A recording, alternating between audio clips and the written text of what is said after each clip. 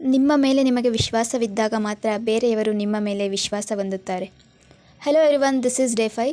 ನಾನು ನಿನ್ನೆ ಹೇಳಿದಾಗೆ ಇವತ್ತೊಂದು ಇಂಟರ್ವ್ಯೂ ಇತ್ತು. ಅದು ಟ್ರಿನಿಟಿ ಮೆಟ್ರೋ ಸ್ಟೇಷನ್ ಹತ್ರ. ಅದಕ್ಕೆ ರೆಡಿ ಆಗಿಬಿಟ್ಟು ಫಸ್ಟ್ ನಮ್ಮ ಮನೆಯಿಂದ ಮೆಜೆಸ್ಟಿಕ್ವರೆಗೂ BMTCಲಿ ಹೋಗಿ ಅಲ್ಲಿಂದ ಟ್ರಿನಿಟಿ ಮೆಟ್ರೋ ಸ್ಟೇಷನ್ವರೆಗೂ ಹೋದೆ. ಅಂದಹಾಗೆ ಇದು ಆಫ್ ಕ್ಯಾಂಪಸ್ ಆಪರ್ಚುನಿಟಿ ಅಲ್ಲ, ಆನ್ ಕ್ಯಾಂಪಸ್ ಆಪರ್ಚುನಿಟಿ.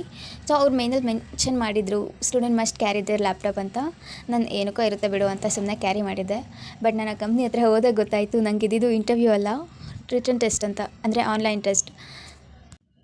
ಅದರಲ್ಲೂ 4 ಕೋಡಿಂಗ್ ಕ್ವಶನ್ಸ್. ನಾವು ಕೇಳಬೇಕಲ್ಲ, ಕೋಡಿಂಗಲ್ಲಿ ಮೊದಲೇ ಅಷ್ಟಕ್ಕಷ್ಟೇ. ಥ್ರೆಶೋಲ್ಡ್ ಇದ್ದಿದ್ದು 2 ಕ್ವಶನ್ಸ್, ಅಟ್ಲೀಸ್ಟ್ 2 ಕ್ವಶನ್ಸ್ ಆದರೆ ಸಾಲ್ವ್ ಮಾಡಬೇಕು to qualify to the next level.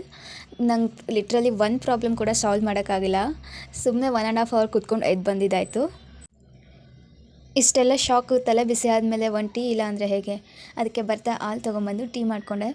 Even though I fail today, I have learn so many lessons.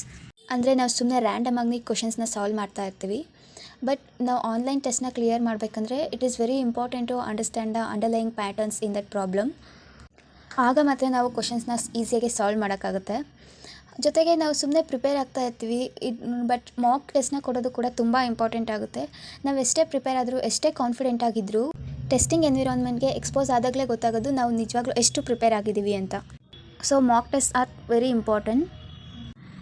From now weekly at least 1 mock test ಆದರೂ ಕೊಡೋದಕ್ಕೆ try ಮಾಡ್ತೀನಿ.